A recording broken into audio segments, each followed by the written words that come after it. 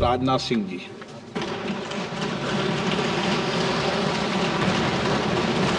अध्यक्ष महोदय, सबसे पहले आज संसद पर हुए हमले की हम सभी जानते हैं बरसी है, तो मैं इस लोकतंत्र के मंदिर की रक्षा करने वाले अपने सारे शहीद सुरक्षा कर्मियों के प्रति अपनी हार्दिक श्रद्धांजलि अर्पित करता हूं, जिन्होंने की संसद की सुरक्षा में अपने प्राणों की आहुति दी है। अध्यक्ष महोदय, सबसे पहले मैं आपको धन्यवाद भी देना चाहता हूं कि आपने मुझे इस सदन में भारतीय संविधान के 75 वर्ष की यात्रा पूरी होने पर आयोजित इस चर्चा में भाग लेने का अवसर दिया है। हम सब सौभाग्यशाली हैं कि हम भारतीय संविधान के अमृत महोत्सव के अध्यक्ष महोदय हम साक्षी बन रहे हैं। अध्यक्ष महोदय, 75 वर्ष पहले संविधान सभा ने न्यूली इंडिपेंडेंट इंडिया के लिए संविधान निर्माण का महान कार्य संपन्न किया था। लगभग 3 वर्षों के रिगरस डिबेट एंड डेलिब्रेशन के परिणाम स्वरूप हमें हमारा संविधान मिला है।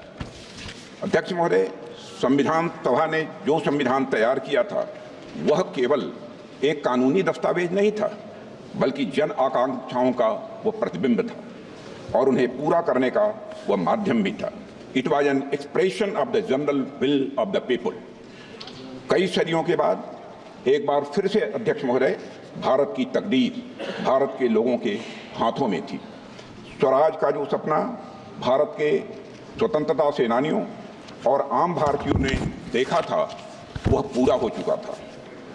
अध्यक्ष महोदय, हम भारत के लोगों ने 26 नवंबर 1949 के दिन संविधान को अपनाया था, अधिनियमित किया था और उसे राष्ट्र को समर्पित किया था। यह वह दिन था जब भारत के लोग प्रजा से नागरिक बने थे अध्यक्ष महोदय, और ऐसे नागरिक जिनके अपने मौलिक अधिकार थे और उनके पास एक भारतीय नागरिक होने का गौरव भी था। ऐसे नागरिक जो अपनी सरकार को चुन सकते थे और चुन ही नहीं सकते थे अध्यक्ष महोदय, सरकारों को बदल सकते थे।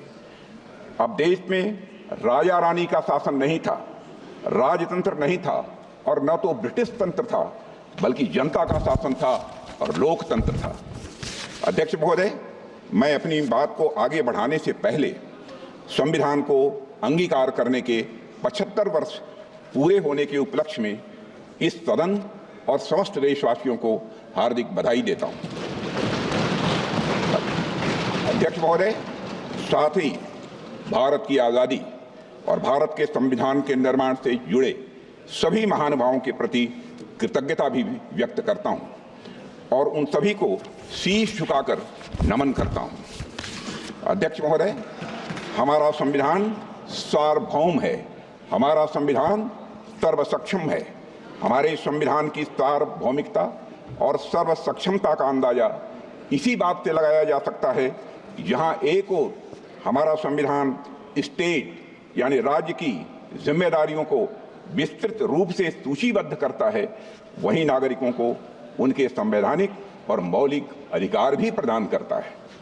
अगर एक लाइन में मुझे कहना हो तो मैं कह सकता हूं कि हमारा संविधान सामाजिक, आर्थिक, राजनीतिक और सांस्कृतिक जीवन के सभी पहलुओं को छूते हुए राष्ट्र निर्माण का यह मार्ग प्रशस्त करता है। अध्यक्ष महोदय, साथ ही लोगों के लिए मॉरल ट्रेजेक्ट्री यानी नैतिक मार्ग भी बनाता है।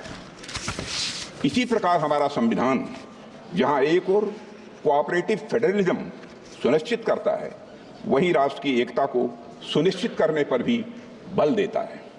हमारा संविधान लेजिस्लेचर, एग्जीक्यूटिव और जुडिशरी को नागरिकों के हितों के लिए मिलजुल कर काम करने की शक्ति भी प्रदान करता है।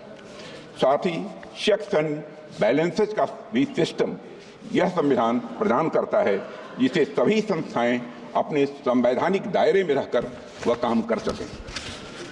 अध्यक्ष महोदय, भारत का संविधान सिर्फ एक शासन प्रणाली स्थापित करने का ही कार्य नहीं करता है, बल्कि भारत के गौरव को पुनर्स्थापित करने का यह एक रोड मैप है अध्यक्ष महोदय, और साथ ही यह भारत को विश्व पटल पर सही स्थान दिलाने का रोड मैप है। भारत को पुनः एक आदर्श राष्ट्र बनाने का भी अध्यक्ष महोदय रोड मैप है।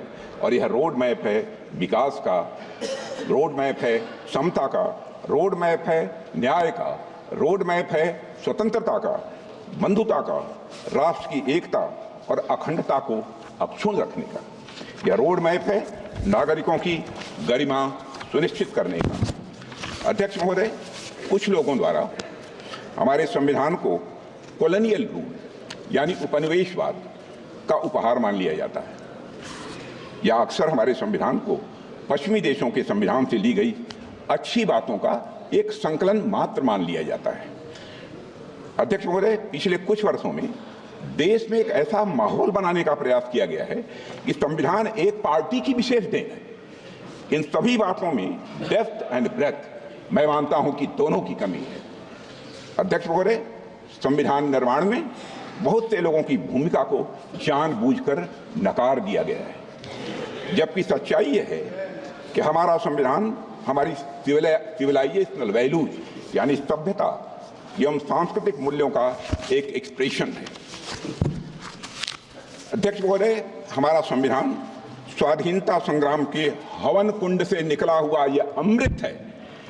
हमारा संविधान स्वतंत्रता सेनानियों के त्याग से सिंचित यह हमारा स्वाभिमान है। यह एक सीरीज ऑफ हिस्टोरिकल इवेंट्स का आउटकम है। स्वतंत्र भारत का संविधान कैसा होगा, इस बात पर स्वतंत्रता संग्राम के दौरान कई संस्थाओं और विभूतियों ने अपने विचार प्रस्तुत किए थे, जिनमें से बहुत से लोग संविधान सभा के सदस्य नहीं थे, लेकिन उनके विचारों ने भारत के संविधान के निर्माण में बहुत ही महत्वपूर्ण भूमिका निभाई है और बहुत बड़ा उनका योगदान है। हमें याद रखना चाहिए कि पंडित मदन मोहन मालवीय, लाला लाजपत राय, सरदार भगत सिंह, वीर सावरकर और ऐसे कई महापुरुषों के विचारों ने हमारे संविधान की भावना को मजबूत और समृद्ध किया है। अध्यक्ष महोदय,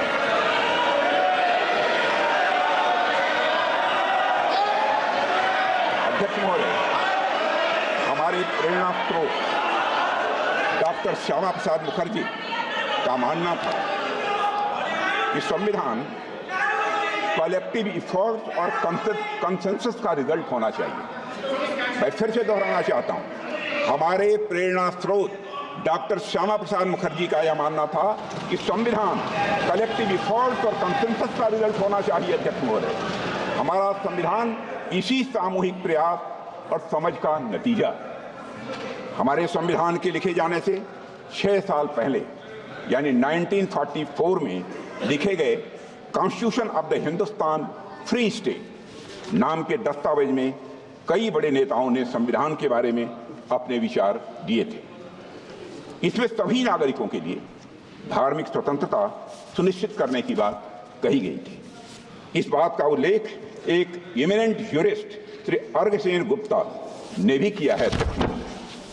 अध्यक्ष महोदय, उस दस्तावेज में प्रत्येक नागरिक को अपनी संस्कृति और भाषा की रक्षा करने का भी अधिकार दिया गया था। सरकार को रिलीजन के आधार पर भेदभाव करने से स्पष्ट रूप से प्रतिबंधित किया गया था। सार्वजनिक अनुदान प्राप्त करने वाले स्कूलों को रिलीजियस एजुकेशन देने की मनाही थी और यह भी स्पष्ट किया गया था कि स्टेट का कोई रिलीजन नहीं होगा, यानी वह सेकुलर होगा। और यह बात वे लोग कह रहे थे जिन्हें हमारे सामने बैठे कुछ लोगों के दल कांग्रेस के लोग कम्युनल कहा करते थे। यह बात उन लोगों ने कही थी। अध्यक्ष महोदय, constitution of the Hindustan free state से डॉक्टर श्यामा प्रसाद मुखर्जी बेहद प्रभावित थे। और अगर हम संविधान सभा की बहस को ध्यान से पढ़ें तो पता चलता है कि उन्होंने राष्ट्रीय एकता के लिए और अलगाववादी प्रवृत्तियों पर अंकुश लगाने के लिए एक मजबूत संघ यानी स्ट्रांग यूनियन की आवश्यकता पर विशेष बल दिया था और स्वतंत्रता और समानता के सिद्धांतों पर आधारित एक गणतांत्रिक संविधान की डॉक्टर श्यामा प्रसाद मुखर्जी ने वकालत भी की थी। हमारे वर्तमान संविधान में भी इन्हीं मूल्यों को अध्यक्ष महोदय प्राथमिकता दी गई है, मगर इस बात का कहीं उल्लेख नहीं मिलता है। एक पार्टी विशेष द्वारा संविधान निर्माण के कार्य को हाईजैक और एप्रोप्रिएट करने की कोशिश हमेशा से की गई है। अध्यक्ष महोदय, भारत में कॉन्स्टिट्यूशन मेकिंग से जुड़ी ये सब बातें लोगों से छिपाई गई हैं। इतिहास में जाने पर पता चलता है कि हमारे देश में इस बात पर व्यापक सहमत थी कि भारत का भविष्य किस तरह के कानून से निर्धारित हो। मैं आज यह स्पष्ट करना चाहता हूं अध्यक्ष महोदय कि हमारा संविधान किसी एक पार्टी की देन नहीं है। भारत का संविधान भारत के लोगों के द्वारा भारत के विचारों के साथ भारत के मूल्यों के अनुरूप बनाया गया एक अनपैरेलल्ड ट्रांसफॉर्मेटिव यह डॉक्यूमेंट है। अध्यक्ष महोदय, पश्चिमी सभ्यता में राज्य की अवधारणा नाइट वॉचमैन स्टेट की थी। नाइट वॉचमैन स्टेट का कंसेप्ट विश्व प्रसिद्ध विचारक जॉन स्टुअर्ट मिल के द्वारा दिया गया था, जिसका अर्थ है कि सरकार का दायित्व लोगों की सुरक्षा प्रदान करने तक ही यह सीमित रहे। किंतु हमारे देश में राजधर्म की बात की गई है। अध्यक्षों, महाभारत के शांति पर्व में राजा को सिर्फ राजधर्म लागू करने की शक्ति दी गई है, पर वह राजा राजधर्म का स्रोत नहीं माना गया है। अध्यक्ष महोदय, हमारे यहाँ राजा भी राजधर्म से बंधा हुआ है। उसकी शक्तियां लोगों के कल्याण के लिए हैं, समाज के कमजोर वर्गों के रक्षा के लिए है। अध्यक्ष महोदय, हमारा संविधान कॉन्स्टिट्यूशनल मशीनरी के जरिए नागरिकों के कल्याण के लिए पूरी तरह से प्रतिबद्ध है। उनकी स्वतंत्रता सुनिश्चित करने के लिए भी यह प्रतिबद्ध है। हमारा संविधान नागरिकों के समग्र विकास के रास्ते में आने वाली सभी बाधाओं को हटाने तथा समुचित विकास के लिए अनुकूल परिस्थितियां पैदा करने के लिए राज्य को निर्देश देता है। संविधान के भाग 4 में दिए गए directive principles of state policy से यही भावना निकलकर सामने आती है। अध्यक्ष महोदय, मुझे इस बात का गर्व है, गर्व नहीं बल्कि मुझे गौरव की अनुभूति है कि प्रधानमंत्री नरेंद्र मोदी जी के नेतृत्व में हमारी सरकार सबका साथ, सबका विकास, सबका विश्वास और सबका प्रयास की भावना के साथ यह काम कर रही है। हमारी सरकार भारत के संविधान में निहित धर्म और भावना दोनों के अनुरूप काम कर रही है। अध्यक्ष महोदय, हमारा संविधान प्रोग्रेसिव है। हमारा संविधान प्रोग्रेसिव है, प्रगतिशील है, समावेशी है, परिवर्तनकारी है। हमारे संविधान ने हमें एक ऐसे समाज के निर्माण का ब्लूप्रिंट दिया है जिसमें हर प्रकार से समाज में समरसता हो, सद्भाव हो और साथ ही समृद्धि भी हो। अध्यक्ष महोदय, जहां देश के शीर्ष पद को प्राप्त करने के लिए जन्म की पहचान मायने न रखती हो, यह है हमारा संदेश। जहां एक गरीब परिवार में जन्म लिया व्यक्ति भी प्रधानमंत्री बन सके, देश का और वह देश का राष्ट्रपति भी बन सके। संविधान क्रियान्वयन के कुछ वर्षों बाद ही संविधान की मूल भावना को ताक पर रख दिया गया था। अध्यक्ष महोदय, लेकिन हमारी सरकार ने संविधान के मूल्यों को खुले और सच्चे मन से स्वीकार किया है। मुझे खुशी है कि हमारी सरकार संविधान की मूल भावना को केंद्र में रखकर जनहित के मार्ग पर तेजी से आगे बढ़ रही है। हमने गुलामी की मानसिकता को समाप्त करके भारतीय न्याय संहिता, भारतीय नागरिक सुरक्षा संहिता और भारतीय साक्ष्य अधिनियम जैसे नए कानूनों को पारित किया है। अध्यक्ष महोदय, हमारी सरकार ने समाज के सभी वर्गों और विशेषकर कमजोर वर्गों के लोगों को समुचित विकास को अपना यह लक्ष्य बनाया है। रिफॉर्म, परफॉर्म और अध्यक्ष महोदय ट्रांसफॉर्म के हमारे संकल्प ने आज भारत को दुनिया की सबसे बड़ी अर्थव्यवस्थाओं की कतार में लाकर खड़ा कर दिया है। अध्यक्ष महोदय, आज गरीब लोगों को प्रधानमंत्री आवास योजना की वजह से अपना पक्का मकान मिल रहा है। प्रधानमंत्री जन आरोग्य योजना के अंतर्गत गरीबों को मुफ्त इलाज मिल रहा है। प्रधानमंत्री गरीब कल्याण अन्न योजना के माध्यम से 80 करोड़ गरीबों को मुफ्त राशन की सुविधा दी जा रही है। हर घर में नल से जल पहुंच रहा है, हर घर में शौचालय बन रहे हैं। अध्यक्ष महोदय, हमारे देश में लगभग आधी आबादी महिलाओं की है। महिला सशक्तिकरण की दिशा में हमारी सरकार हर संभव प्रयास कर रही है।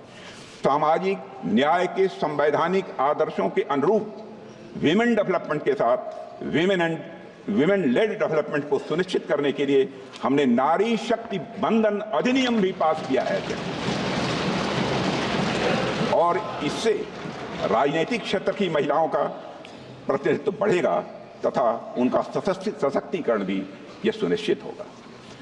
इसी सोच के तहत अध्यक्ष महोदय, हमारी सरकार ने वर्ष 2018 में राष्ट्रीय पिछड़ा आयोग को संवैधानिक दर्जा दिया है, पहली बार आजाद भारत के इतिहास में। आर्थिक रूप से कमजोर वर्गों की उन्नति के लिए साल 2019 में संविधान संशोधन किया गया। इसके लिए हमने आर्थिक आधार पर 10% आरक्षण का अवसर प्रदान किया है इकोनॉमिकली बैकवर्ड क्लास के लिए। अध्यक्ष महोदय, समग्र और समावेशी विकास के ये सभी काम हमारे संवैधानिक मूल्यों और आदर्शों के यह जीवंत रूप हैं। हमारी सरकार ने न सिर्फ संविधान के मूल्यों को केंद्र में रखकर काम किया है, बल्कि संविधान को लेटर एंड स्पिरिट में बखूबी हमारी सरकार ने लागू किया है। अध्यक्ष महोदय, इस देश में एक ऐसा राज्य भी था जहां देश का संविधान लागू नहीं होता था। संसद के कानून भी पूरी तरह लागू नहीं होते थे। हमने वहां भी संविधान को पूरी तरह से लागू करके दिखाया है अध्यक्ष, और आज पूरा देश उस निर्णय का सकारात्मक परिणाम अपनी प्रत्यक्ष आंखों से देख रहा है। हाल में चुनाव संपन्न हुए हैं, रिकॉर्ड मतदान हुआ है अध्यक्ष महोदय, लंबे समय बाद हुआ है। एक भी हिंसा की घटनाएं मतदान के दौरान नहीं हुई है। अध्यक्ष महोदय, मैं वहां की जनता का अपनी तरफ से हार्दिक अभिनंदन करता हूं। अध्यक्ष महोदय, हमारे संविधान ने हमें भारतीयता से पुनः परिचित कराया है। हमें अपनी संस्कृति, सभ्यता और संस्कृति के प्रति गौरव की भावना का यह संदेश दिया है। जैसे हमारे संविधान की मूल प्रति के भाग 3 में, जिसमें मौलिक अधिकारों का वर्णन है, उसमें भगवान श्री राम, मां सीता जी और प्रभु लक्ष्मण जी की तस्वीर भी अंकित है।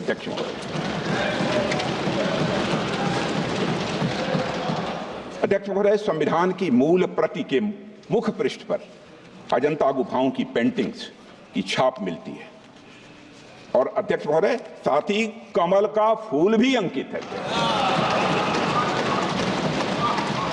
वह कमल का फूल यह दर्शाता है कि सदियों की गुलामी के दलदल से बाहर आकर अब एक संप्रभु और लोकतांत्रिक गणराज्य का उदय हो चुका है।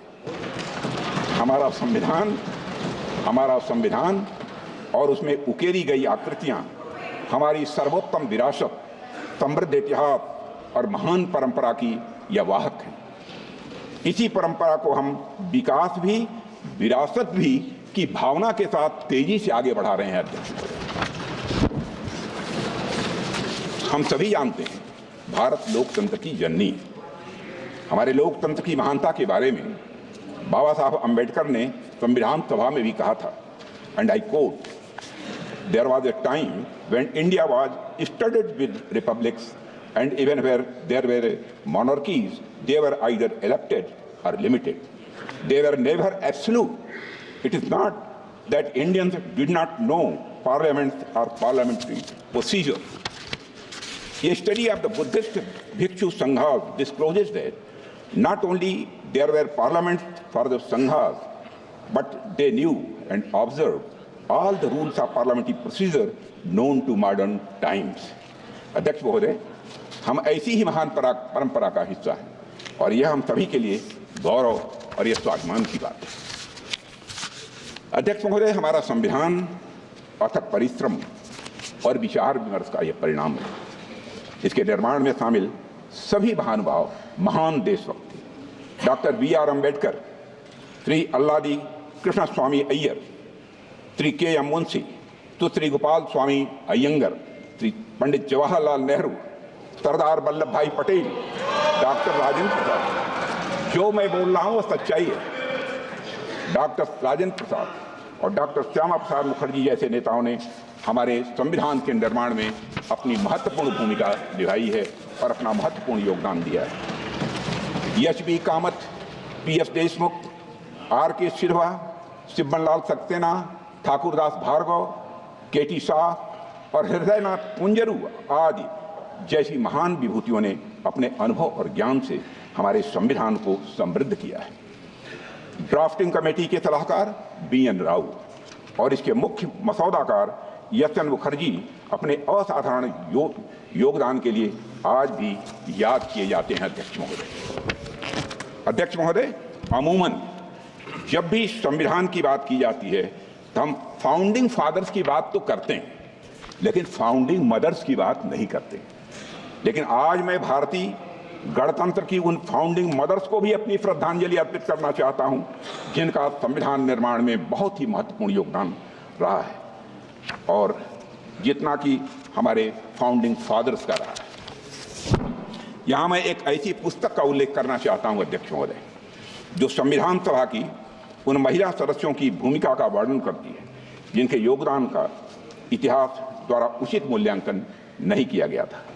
Founding mothers of the Indian republic पुस्तक का नाम है founding mothers of the Indian republic, gender politics of the framing of the constitution नामक यह किताब संविधान की महिला सदस्यों का जीवन चित्रण करते हुए संविधान के निर्माण में उनके योगदान पर विस्तृत प्रकाश डालती है।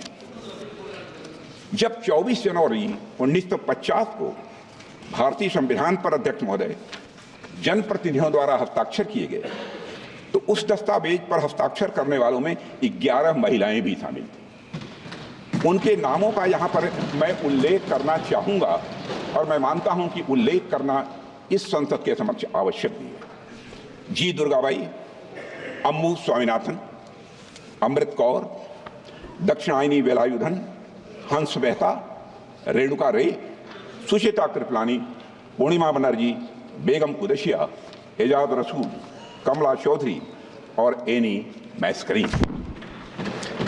अध्यक्ष महोदय, मैं समझता हूं कि सदन और देश के द्वारा अपनी संविधान सभा की इन महान महिलाओं को हर्ष ध्वनि के साथ उनकी सामूहिक सराहना की जानी चाहिए।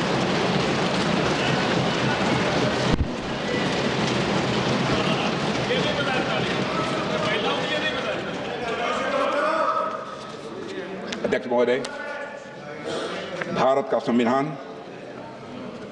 का संविधान भारत और भारतीयता के मूल विचार की यह उपज है। भारतीय संविधान निर्माण और लोकतंत्र के वैश्विक इतिहास में एक महत्वपूर्ण घटना और एक अनूठा अनुभव भी है। अध्यक्ष महोदय, जब अन्य एशियाई और अफ्रीकी देश उपनिवेशवाद से मुक्त हुए थे तो उनका संविधान कॉलोनियल रूलर्स का एक पार्टिंग गिफ्ट था। इसके विपरीत भारतीयों ने अपना संविधान अपने लिए खुद रचा है। यह हम सबके लिए गौरव की बात है। अध्यक्ष महोदय, कई पोस्ट कॉलोनियल डेमोक्रेसीज और उनके संविधान ज्यादा लंबे समय तक टिक नहीं पाए, लेकिन भारतीय संविधान तमाम ऑनस्लॉट्स और चैलेंजेस के बावजूद बिना अपनी मूल भावना को खोए दुनिया के सबसे बड़े लोकतंत्र को बनाए रखने में महत्वपूर्ण भूमिका निरंतर निभा रहा है। अध्यक्ष महोदय, मैं मानता हूं कि इसकी बड़ी वजह है भारतीय समाज में लोकतांत्रिक मूल्यों के प्रति प्रतिबद्धता, न्याय विधि और संविधान के प्रति आदर और सम्मान का भाव। और आज जब हम संविधान के 75 वर्ष पूरे होने का अमृत महोत्सव मना रहे हैं तो मैं इस अवसर पर संविधान की भावना की रक्षा सुनिश्चित करने में सर्वोच्च न्यायालय की भूमिका की भी मैं सराहना करना चाहता हूं।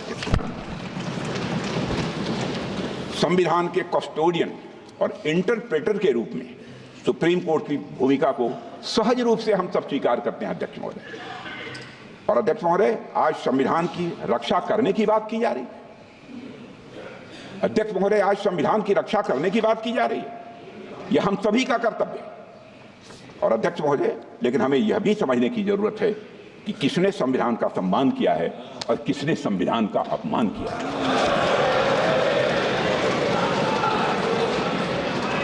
अध्यक्ष महोदय, इसी संदर्भ में मैं सुप्रीम कोर्ट के पूर्व जस्टिस यशआर खन्ना की आत्मकथा नाइदर रोजेज नॉर थॉर्न्स नामक किताब से एक पंक्ति उद्धृत करना चाहता हूं, जिसमें उन्होंने साफ साफ लिखा है, and I would like to quote, I told my younger sister Santosh,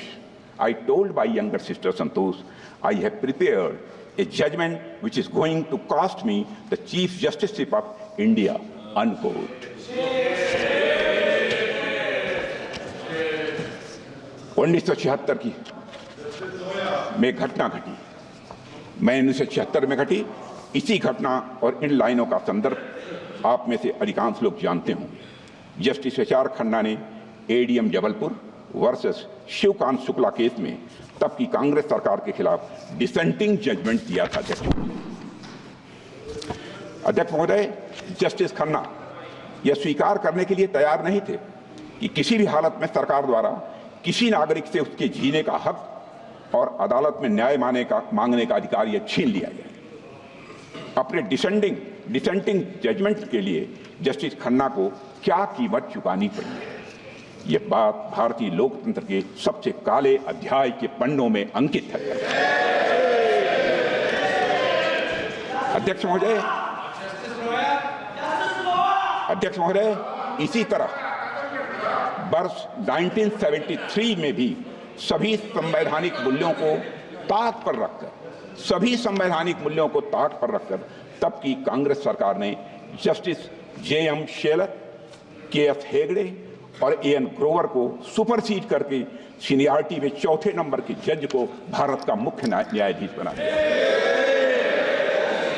अध्यक्ष महोदय, इन तीनों जजों का सिर्फ एक अपराध था कि वे तीन लोग सरकार के सामने नहीं झुके। उन तीनों जजों ने एक तानाशाह सरकार की शक्तियों को संवैधानिक दायरे में बांधने की पूरी कोशिश की। अध्यक्ष महोदय, यहां मैं एक महत्वपूर्ण बात जोड़ना चाहता हूं कि यह किसी व्यक्ति पर हमला नहीं था, यह सिर्फ किसी व्यक्ति विशेष के अधिकारों का हनन नहीं था, बल्कि यह संविधान पर हमला था। यह हमारे संविधान को सबवर्ट करने का एक महापाप था। अध्यक्ष महोदय, और मुझे हैरानी होती है कि आज इस कृत्य को अंजाम देने वाली पार्टी संविधान के संरक्षण की बात करती है। अध्यक्ष महोदय, मैं इस सदन में यह कहना चाहता हूं कि कांग्रेस के मित्रों ने अनेक मौके पर संविधान और संवैधानिक भावनाओं का निरादर किया है। उन्हें कभी भी संस्थानों यानी इंस्टीट्यूशंस की इंडिपेंडेंस और ऑटोनॉमी हजम नहीं हुई। अध्यक्ष महोदय, उन्होंने हमेशा एक कमिटेड जुडिशरी, कमिटेड ब्यूरोक्रेसी और कमिटेड इंस्टीट्यूशन बनाने का काम किया। अध्यक्ष महोदय, कांग्रेस पार्टी ने हमेशा संविधान को राजनीतिक हित साधने का एक माध्यम बनाया और उसकी मूल भावना को तहस नहस करने का कांग्रेस ने काम किया है। अध्यक्ष महोदय, उनके मुंह से संविधान की रक्षा जैसी बातें मैं समझता हूं शोभा नहीं देती। अध्यक्ष महोदय, आज मैं देखता हूं कि विपक्ष के कई नेता संविधान की प्रति अपनी जेब में रखकर घूमते हैं। असल में उन्होंने बचपन से ही यही सीखा है। उन्होंने पीढ़ियों से अपने परिवार में संविधान को जेब में ही रखे देखा।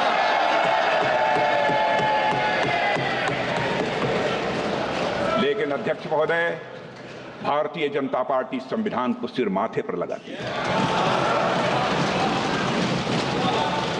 हमारा कमिटमेंट संविधान के प्रति पूरी तरह से साफ है।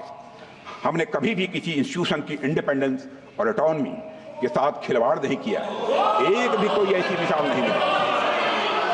संविधान के मूल्य हमारे लिए कहने या दिखाने भर की बात नहीं है। अध्यक्ष महोदय, कहने या दिखाने भर की यह बात नहीं है। संविधान के मूल्य, संविधान के द्वारा दिखाया गया मार्ग, संविधान के सिद्धांत हमारे मन में, वचन में, कर्म में हर जगह दिखाई पड़ेंगे। अध्यक्ष महोदय, हमारे संविधान निर्माताओं ने हमें एक लिविंग डॉक्यूमेंट दिया है। अध्यक्ष महोदय, जो युगानुकूल परिवर्तन की जरूरत के साथ तेजी से आगे बढ़ रहा है।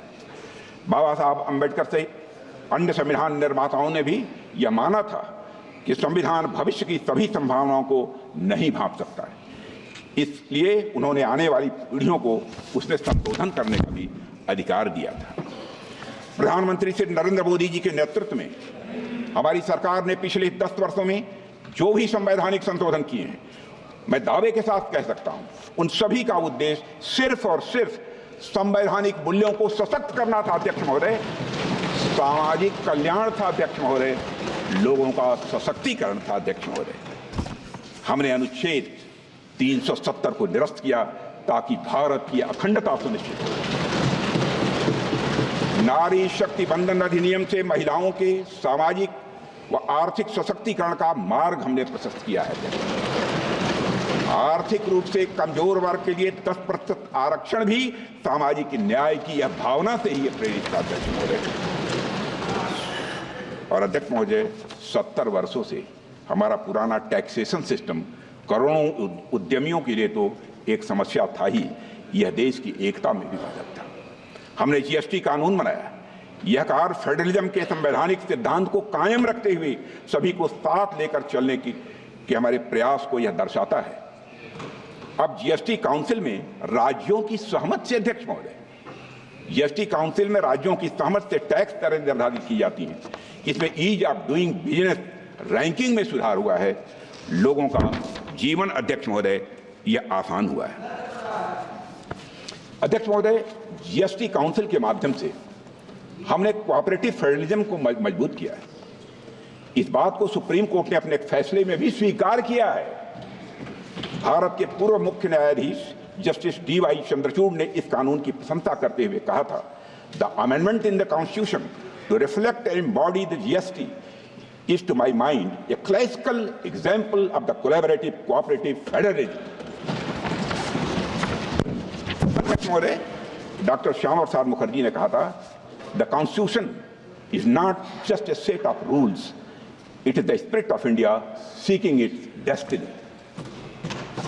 मुझे कहते हुए हर्ष अध्यक्ष महोदय, भारतीय जनता पार्टी ने हमेशा बाबा साहब भीमराव अंबेडकर और संविधान सभा की भावनाओं के प्रति पूरी तरह से निष्ठा रखते हुए संविधान को एक गाइडिंग प्रिंसिपल मानकर काम किया है। अध्यक्ष महोदय, कांग्रेस की तरह हमने संविधान को कभी राजनीतिक हित साधने का जरिया नहीं बनाया है। मैं दावे के साथ इस बात को कह सकता हूं, हमने संविधान को जिया है। हमने सजग और सच्चे सिपाही की तरह संविधान के खिलाफ की जा रही साजिशों का सामना किया अध्यक्ष, और उसकी रक्षा के लिए बड़े से बड़े कष्ट भी हमने उठाए। 2003 में जब श्रद्धेय अटल बिहारी वाजपेयी जी प्रधानमंत्री थे, तब हमने सुशासन को मजबूत करने के लिए 91वें संशोधन में मिनिमम गवर्नमेंट और मैक्सिमम गवर्नेंस की भावना से मंत्रिपरिषद के आकार को सीमित कर दिया था। इस संशोधन ने दल विरोधी कानून के तहत जरूरी बदलाव भी किए थे ताकि भ्रष्टाचार पर लगाम लगाई जा सके और राजनीतिक स्थिरता को बढ़ावा मिले। अध्यक्ष महोदय, आप आजाद भारत का इतिहास देख लीजिए। कांग्रेस ने सिर्फ संविधान संशोधन ही नहीं किया है, बल्कि मेरा आरोप है दुर्भावना के साथ साथ धीरे धीरे संविधान को बदलने का प्रयास किया। पंडित जवाहरलाल जी नेहरू जब प्रधानमंत्री थे तो लगभग 17 बार संविधान में बदलाव किया गया। श्रीमती इंदिरा गांधी जी के समय पर लगभग 28 बार संविधान में बदलाव किया गया। श्री राजीव गांधी के समय पर लगभग 10 बार संविधान में बदलाव किया गया। मनमोहन सिंह जी के समय लगभग 7 बार संविधान में बदलाव किया गया। कांग्रेस सरकारों द्वारा किए गए अधिकांश संवैधानिक संशोधन या तो विरोधियों और आलोचकों को चुप कराने के लिए किए गए या तो गलत नीतियों को लागू करने के लिए किए गए थे। अध्यक्ष महोदय, आप पहले संविधान संशोधन को ही ले लीजिए। आप पहले संविधान संशोधन को ही ले लीजिए। साल 1950 में प्रेस में कांग्रेस सरकार की गलत नीतियों की आलोचना हो रही थी। हमारे प्रेस के मित्र भी सुन रहे होंगे। ऐसे में तब की कांग्रेस की सरकार ने आरएसएस के साप्ताहिक प्रकाशन ऑर्गेनाइजर और मद्रास से निकलने वाली पत्रिका क्रॉस रोड्स को प्रतिबंधित कर दिया था। और इसका विरोध करते हुए ऑर्गेनाइजर के संपादक श्री के.आर. मलकानी ने लिखा था, I would like to quote, to threaten the liberty of the press, to threaten the liberty of the press for the sole offense of the non-conformity to official view may be a handy tool for tyrants, but only a crippling curtailment of the civil liberty in a free democracy. A government can always learn more bona fide criticism of the independent thinking citizens than the fulsome flattery of the sultans. sultans का मतलब चापलूस होता है। अखिल अध्यक्ष महोदय, मलकानी जी और RSS ने, राष्ट्रीय स्वयंसेवक संघ ने सरकार के आदेश को सुप्रीम कोर्ट में चुनौती दी और सुप्रीम कोर्ट ने सेंसरशिप आदेश को रद्द कर दिया और सरकार के निर्णय को असंवैधानिक घोषित कर दिया था। अध्यक्ष महोदय, आज संविधान का लाभ अलापने वाली कांग्रेस पार्टी ने सुप्रीम कोर्ट के आदेश का सम्मान करने की जगह मई 1951 में ही संवैधानिक संशोधन करके नागरिकों के freedom of speech and expression को कुचल दिया था।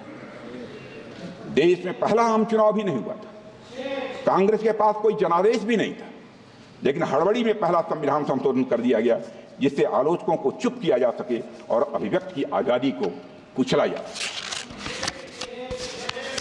अध्यक्ष महोदय, हम सभी जानते हैं कि संविधान निर्माण में बाबा साहब अम्बेडकर की अग्रणी भूमिका थी, लेकिन बहुत कम लोग यह जानते हैं कि संविधान लागू होने के बाद कांग्रेस सरकार द्वारा मौलिक अधिकारों को कमजोर करने के प्रयासों के खिलाफ बाबा साहब हमेशा लड़ते रहे। जब कांग्रेस सरकार ने 1954 में संविधान में चौथा संशोधन लाकर मौलिक अधिकारों को कमजोर करने की कोशिश की तो बाबा साहब अम्बेडकर ने इसके खिलाफ कहा था। I would like to quote, I am sorry to say that this attitude of treating the fundamental rights with contempt as though there were no consequence, that they could be trodden upon at any time with the convenience of the majority or the wishes of the party chief is an attitude that may easily lead to some dangerous consequences in the future. And I feel very sorry that even a matter of this sort, namely the infringement of or the deviation from fundamental rights, is being treated by the party in power as though it was a matter of no moment at all, unquote. अध्यक्ष महोदय, कांग्रेस और उसके नेताओं के द्वारा नागरिकों के मौलिक अधिकारों को कुचलने की जिस एटीट्यूड की बात बाबा साहब ने की थी, कांग्रेस ने उसी एटीट्यूड को सत्ता में होने के दौरान बार बार दोहराया है।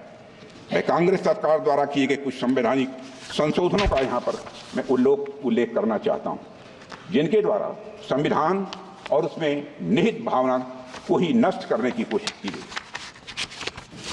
अध्यक्ष महोदय, साल 1975 में हुए 38वें 38th संविधान संशोधन से आपातकाल यानी इमरजेंसी लगाने के निर्णय को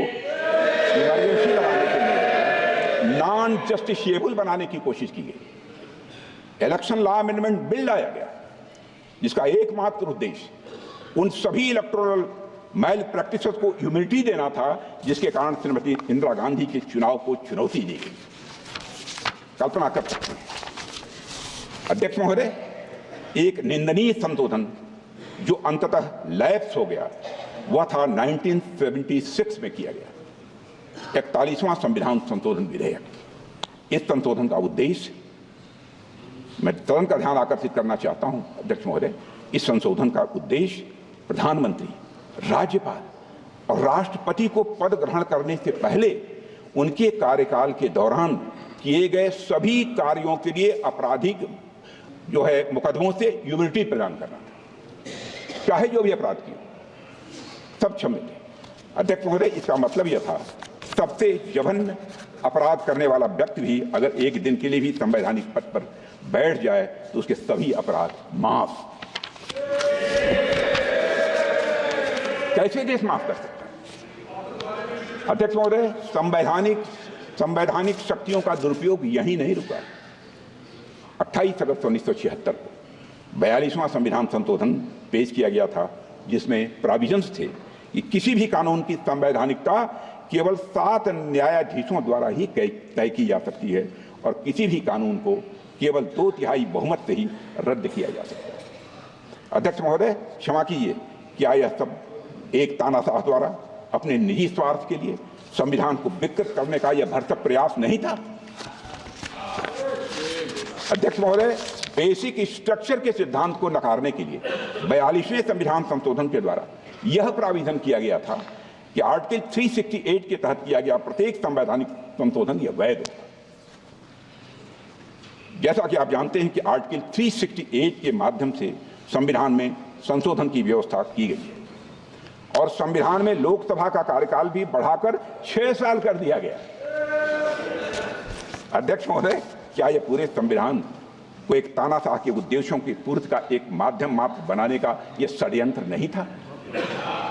क्या यह सब जनता को फिर से प्रजा बनाने की यह साजिश नहीं थी? अध्यक्ष महोदय, आज उसी पार्टी के लोग संविधान का इस्तेमाल दुष्प्रचार के लिए कर रहे हैं।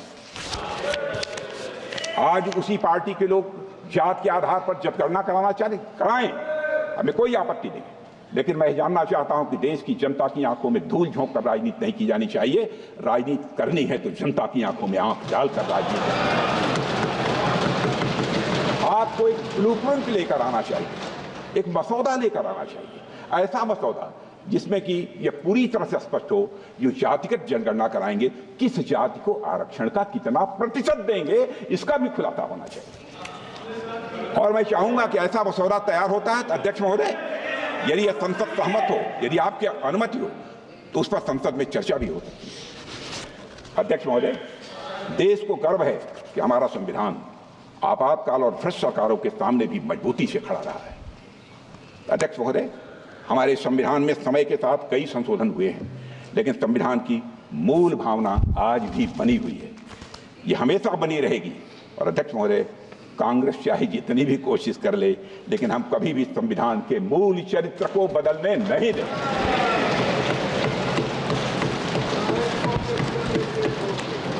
आप इतिहास देखें, हमने आपातकाल के काले दिनों में भी संविधान के मूल चरित्र को चोट पहुंचाने के हर प्रयास का मजबूती के साथ विरोध किया था। लाखों की संख्या में संविधान के सिपाहियों ने जेल की यातना झेली है। मैं स्वयं इन यातनाओं का भुक्तभोगी हूं। 18 महीने मैं भी जेल रहा हूं। 2 महीने तक हमने तन्हाई काटी है, सॉलिटरी सेल काटी है। अध्यक्ष महोदय, जेल में रहते हुए मेरी मां की मृत्यु हो जाने पर मुखाग्नि देने के लिए हमको पैरोल तक नहीं दिया गया।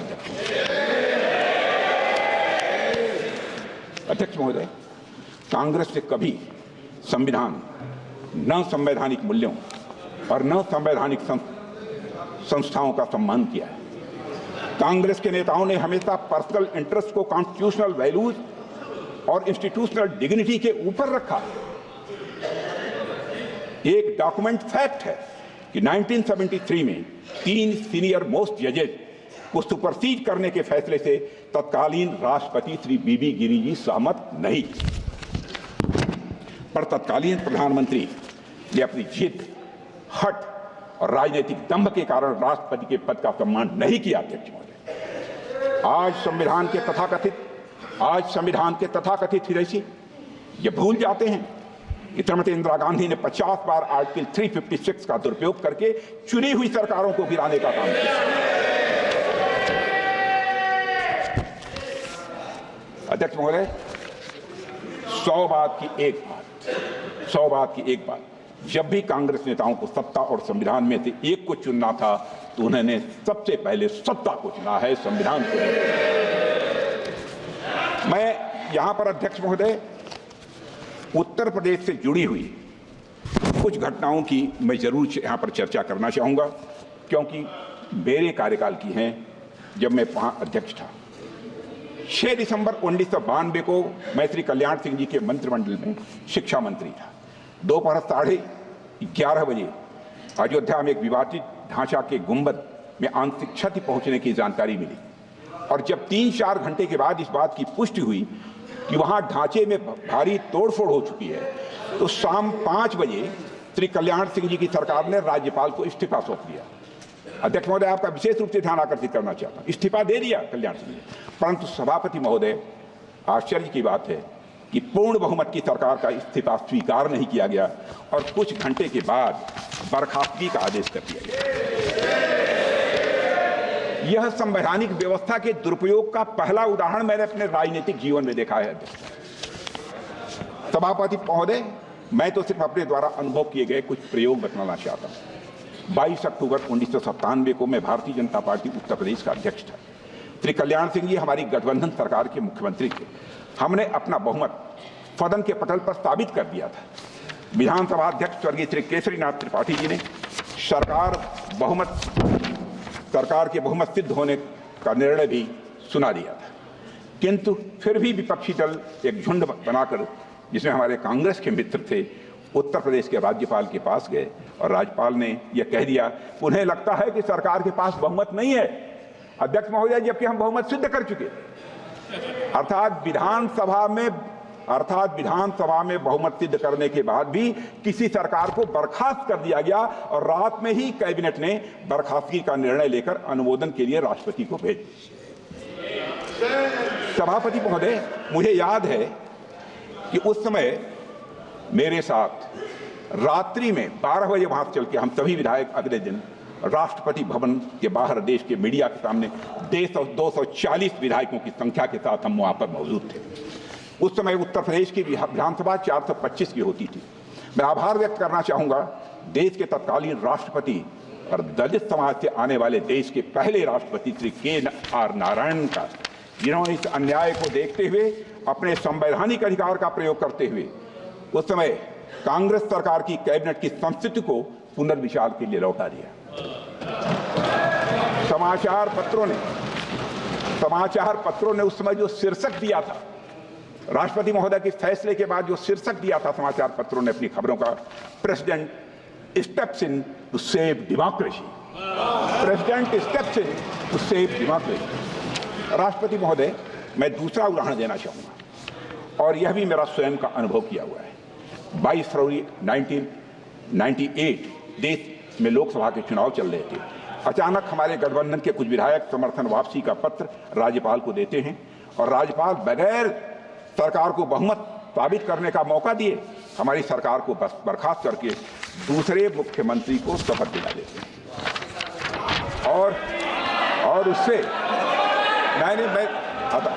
और उससे अब क्या करें? क्या वो एक डिसिप्लिन सोल्जर और उसमें कांग्रेस में थे और उससे निरंतर उनको बाद में एहसास हुआ होगा कि हमसे हमारी पार्टी ने गलत काम करा दिया, इसीलिए उन्होंने पार्टी छोड़कर भारतीय जनता पार्टी की तरफ से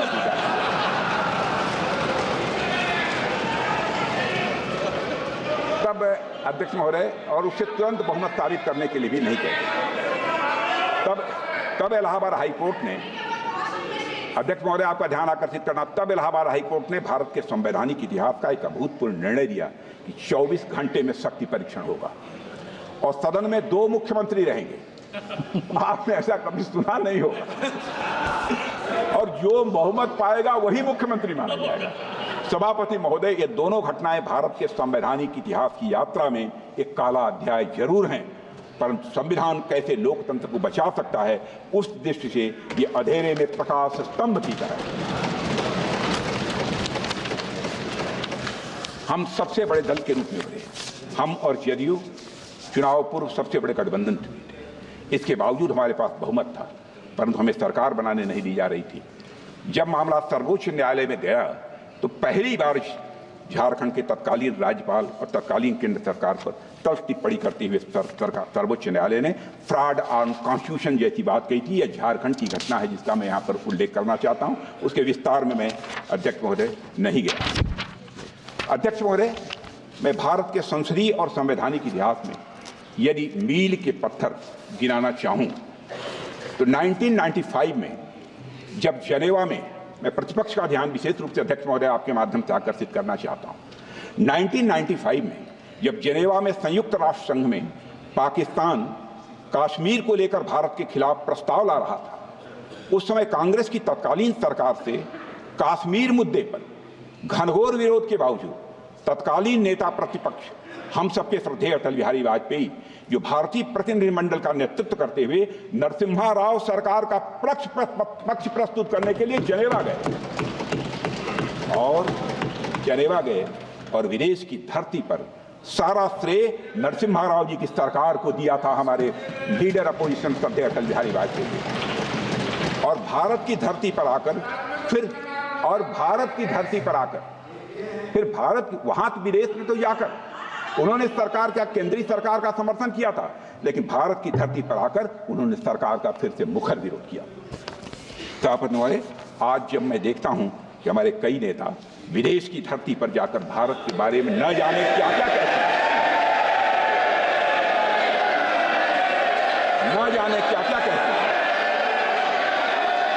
तो हमें यह घटना एक कहानी जैसी लगती है अध्यक्ष महोदय। परंतु परिपक्व विपक्ष की भूमिका कैसे निभाई जा सकती है, इसे भी सभी दलों को समझना चाहिए। और मैं घटना और याद दिलाना चाहता हूं, 1996 में अटल जी की 13 दिन की सरकार थी। यह सदन की कार्रवाई को टेलीविजन के द्वारा सीधा प्रसारण करने का फैसला यदि किसी ने जब किया गया था, तो उसमें अटल जी भारत के प्रधानमंत्री थे और उन्होंने इसकी पहल की थी। अध्यक्ष महोदय, 100 बात एक बात, जब भी कांग्रेस के नेताओं को सत्ता और संविधान में से एक को चुनना था तो उन्होंने हमेशा ये सत्ता को चुना। अध्यक्ष महोदय, संविधान के आर्टिकल 44 में यूनिफॉर्म सिविल कोड लागू करने की बात की गई है और सुप्रीम कोर्ट ने Sarla Mudgal versus union of India case में कहा था, Pandit Jawaharlal Nehru while defending the introduction of the Hindu Code Bill instead of a uniform civil code in the Parliament in 1954 said, I do not think that at the present moment the time is ripe in India for me to try to push it through. It appears that even 41 years thereafter, the rulers of the day are not in a mood to retrieve Article 44 from the cold storage where it was lying since 1949. The governments which have come and gone, have so far failed to make any effort towards unified personal law for all Indians. The reasons are too obvious to be stated. The utmost that has been done is to codify the Hindu law. When more than 80% of the citizens have already been brought under the codified personal law, there is no justification whatsoever to keep in abeyance anymore the introduction of uniform civil code for all citizens in the territory of India, unquote. अध्यक्ष महोदय, uniform civil code तो कांग्रेस क्या ही लाती, उन्होंने supreme court के judgement को भी पूरी तरह से नकार दिया।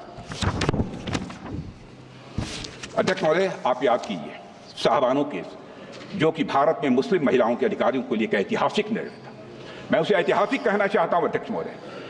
इस मामले में सुप्रीम कोर्ट ने तलाकशुदा महिला साहबानों के पक्ष में फैसला सुनाया था और इस फैसले के जरिए सुप्रीम कोर्ट ने यह कहा था कि मुस्लिम महिलाएं भी गुजारा भत्ता पाने की वह हकदार हैं, यह कहा था। और अध्यक्ष महोदय, लेकिन तुष्टीकरण के रास्ते चलते हुए तत्कालीन कांग्रेस की सरकार ने कानून बनाकर इस जजमेंट को ही पलट दिया। इसलिए जब कांग्रेस के लोग जो हमेशा तुष्टीकरण की राजनीति करते आए हैं, लेकिन हमारे नेता विरोधी दल जब मोहब्बत की दुकान की बात करते हैं तो हंसी आती है। अध्यक्ष महोदय, 75 वर्षों के बाद आज हमें अपने संवैधानिक कर्तव्यों के प्रति, अध्यक्ष महोदय, 75 वर्षों के बाद आज हमें अपने संवैधानिक कर्तव्यों के प्रति अपनी प्रतिबद्धता को एक फिर से दोहराना चाहिए। और अध्यक्ष महोदय, भारत का संविधान भारतवासियों की आकांक्षाओं की पूर्ति के लिए, उनके मौलिक अधिकारों की रक्षा के लिए एक सशक्त माध्यम साबित हुआ है। यह बात मैं दावे के साथ कहता हूं।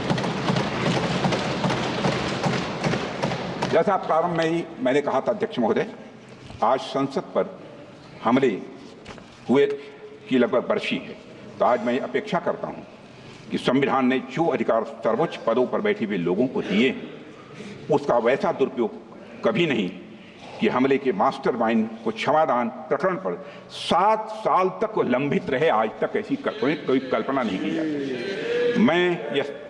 मैं समझता हूँ संकल्प लेना चाहिए कि राष्ट्रीय सुरक्षा के मुद्दों पर संवैधानिक शक्तियों का दुरुपयोग कभी न हो, यह संसद को सुनिश्चित करना चाहिए। अध्यक्ष महोदय, आज जब हम अपने संविधान के 75 साल पूरे होने के साक्षी बने हैं, तो हमें अधिकारों से एक कदम आगे बढ़कर अध्यक्ष महोदय अपने कर्तव्यों की तरफ भी ध्यान देना चाहिए।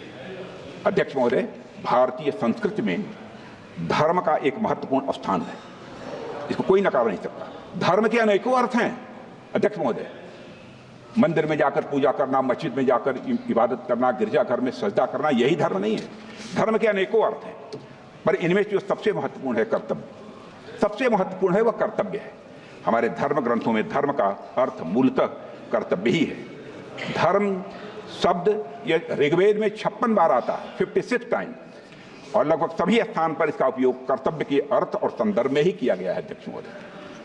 और अध्यक्ष महोदय, भारत की संस्कृति में उसके धर्म, मूल्य, इतिहास सभी में कर्तव्यों के निर्वहन की बातें की गई। अध्यक्ष महोदय, भारत एक लोकतांत्रिक देश है और किसी भी लोकतंत्र में उसका संविधान ही उसका सबसे महत्वपूर्ण दस्तावेज या यूं कहूं सैक्रेड डॉक्यूमेंट माना जाता है। यही कारण है कि सर्वोच्च पदों पर बैठे सभी व्यक्तियों को इस संविधान में मौजूद शपथ को पद ग्रहण करने से पहले दोहराना पड़ता है। मैं अपने कर्तव्यों का श्रद्धापूर्वक और शुद्ध अंतःकरण से निर्वहन करूंगा कि आपके ही समक्ष यह शपथ लेनी पड़ती है। अध्यक्ष महोदय, यह केवल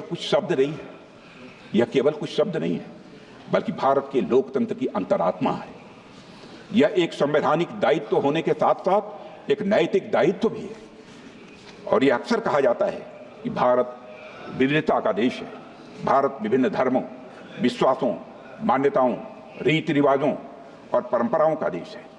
लेकिन इस जीवंत विविधता के बीच जो हमें एक सूत्र में बांधता है अध्यक्ष महोदय, वह है हमारा संविधान। अध्यक्ष महोदय, यहाँ में ग्रैनविल ऑस्टिन ने अपनी बहुचर्चित किताब the Indian constitution cornerstone of the nation में लिखा है कि हमारे संविधान निर्माताओं ने भारतीय संविधान में राष्ट्र के आदर्शों और उसे प्राप्त करने के लिए इंस्टीट्यूशन और प्रोसीजर दोनों को एक समान महत्व दिया है।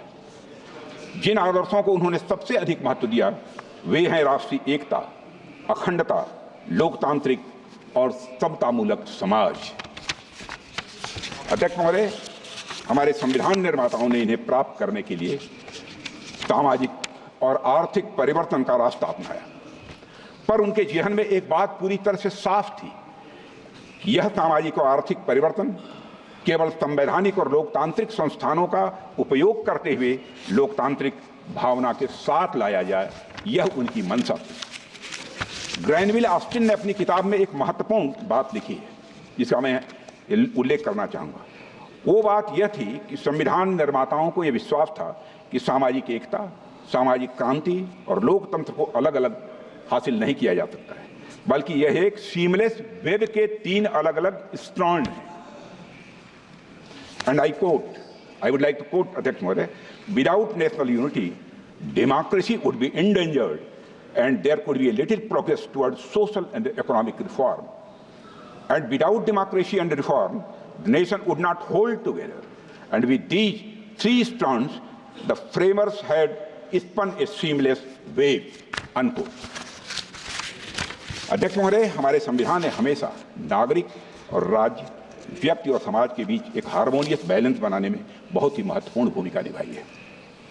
एक प्रसिद्ध jurist, former chief justice of USA John Marshall ने कहा था, constitution is framed for ages to come, constitution is framed for ages to come but its course can not always be tranquil, जिसका अर्थ है कि संविधान की रचना सदियों के लिए होती है मगर उसकी यात्रा चुनौतीपूर्ण होती है। अध्यक्ष महोदय, हमारे संविधान निर्माता आज़ादी के आंदोलनों से प्रेरित थे, ये हम सभी जानते हैं। वे सभी दूरदर्शी थे, लेकिन भविष्य में आने वाली सभी चुनौतियों और उनके समाधानों को संविधान में सम्मिलित करना संभव नहीं था, किसी भी सूरत में संभव नहीं था। पिछले 7.5 दशकों में संविधान को बहुत सी चुनौतियों का सामना करना पड़ा है अध्यक्ष महोदय, पर हम सबको इस बात का गर्व होना चाहिए कि हमारे संविधान की स्पिरिट ऑफ रेजिलियंस है कि हम उन सभी चुनौतियों का सामना पूरी दृढ़ता से कर पाए हैं। पिछले 75 वर्षों में अध्यक्ष महोदय ऐसे कई अवसर आए हैं जब भारत के सर्वोच्च न्यायालय ने अपने फैसलों के माध्यम से लोगों के मौलिक अधिकारों की रक्षा की है और वह लोकतंत्र को मजबूत किया है। और इन सभी ऐतिहासिक फैसलों के पीछे जो आदर्श, सोच और मापदंड थे वे सभी हमारे संविधान में निहित हैं। और भारतीय संविधान वह आदर्श था अध्यक्ष महोदय जिसके माध्यम से दुनिया का सबसे बड़ा लोकतंत्र यह अस्तित्व में आया था। यह एक चार्टर था अध्यक्ष महोदय जिसने एक प्राचीन सभ्यता को आधुनिकता और बड़े सामाजिक और आर्थिक सुधार के मार्ग पर इसने अग्रसर किया। और पिछले 75 वर्षों से हमारा संविधान इस भूमिका को पूरी निष्ठा और समर्पण के साथ निभा रहा है। अध्यक्ष महोदय, पिछले 75 सालों में संविधान की मूल भावना से ही प्रेरणा लेते हुए हमारे सर्वोच्च न्यायालय ने लैंगिक समानता को बढ़ावा दिया, पर्यावरण संरक्षण को सुनिश्चित किया, संघीय संरचना को मजबूत किया और लोगों को मौलिक अधिकारों की रक्षा की है। अध्यक्ष महोदय, इस संदर्भ में मेरा मानना है कि इन सभी निर्णयों के पीछे जो गाइडिंग प्रिंसिपल्स थे वो हमारे संवैधानिक निर्माताओं के आदर्श और दृष्टिकोण थे जो भारत के संविधान में ही निहित है। भारत का संविधान 7 दशकों से अधिक समय से न सिर्फ शानदार तरीके से भारत का संविधान काम कर रहा है बल्कि तमाम झंझावातों को झेलने के बाद भी साल दर साल हमारा संविधान मजबूत होता जा रहा है अध्यक्ष महोदय। और मेरा मानना है कि इसकी बड़ी वजह थी इसके सबसे बड़ी वजह थी इसमें निहित कॉन्स्टिट्यूशनल मॉरलिटी। अध्यक्ष महोदय, डॉक्टर अंबेडकर ने संविधान सभा की 4 नवंबर 1949 को अपने भाषण में इसी कॉन्स्टिट्यूशनल मॉरलिटी पर विचार रखते हुए प्रसिद्ध विचारक जॉर्ज ग्रोट को कोट करते हुए कहा था कि constitutional morality was the inseparable condition of a government at once free and peaceful. अध्यक्ष महोदय, हमारे भारतीय संविधान को इस कॉन्स्टिट्यूशनल मॉरलिटी से रेखांकित करने के लिए हमें बाबा साहब भीमराव अंबेडकर और संविधान सभा के प्रत्येक सदस्य के प्रति आभारी होना चाहिए। 26 नवंबर 1949 से ठीक एक दिन पहले डॉक्टर अंबेडकर ने संविधान सभा में एक भाषण दिया था जिसे द ग्रामर ऑफ एनॉर्की स्पीच के नाम से जाना जाता है। ग्रामर ऑफ एनॉर्की स्पीच के नाम से जाना जाता है। डॉक्टर अंबेडकर ने उसमें कहा था, मुझे लगता है, अध्यक्ष महोदय, डॉक्टर अंबेडकर ने कहा था, मुझे लगता है कि कोई संविधान कितना भी अच्छा हो वह बुरा बन सकता है अगर जिन लोगों पर उसे चलाने की जिम्मेदारी है वो अच्छे न हों।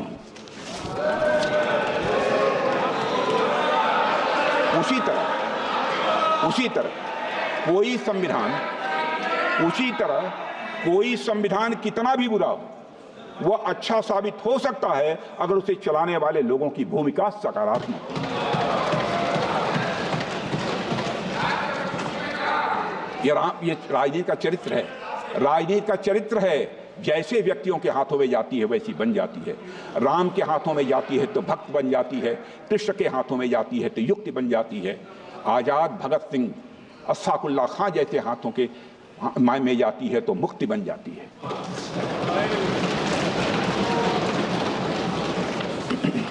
अंत में बाबा साहब अम्बेडकर द्वारा कही गई अध्यक्ष महोदय एक बहुत ही महत्वपूर्ण बात मैं आप सभी के बीच रखना चाहता हूं।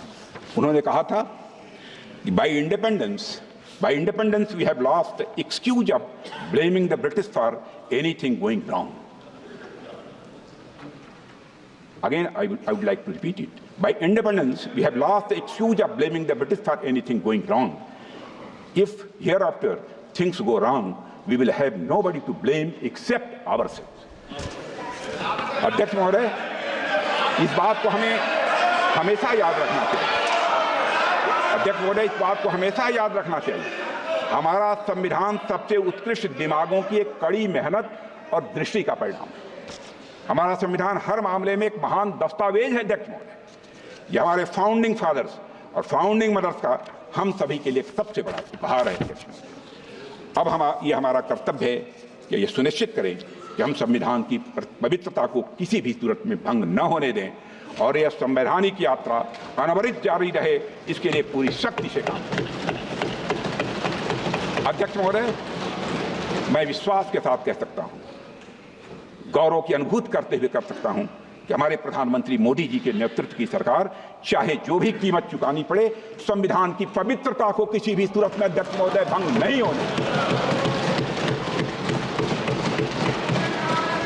और यह कर्तव्य हमारे किसी भी अन्य दायित्व से बड़ा होना चाहिए।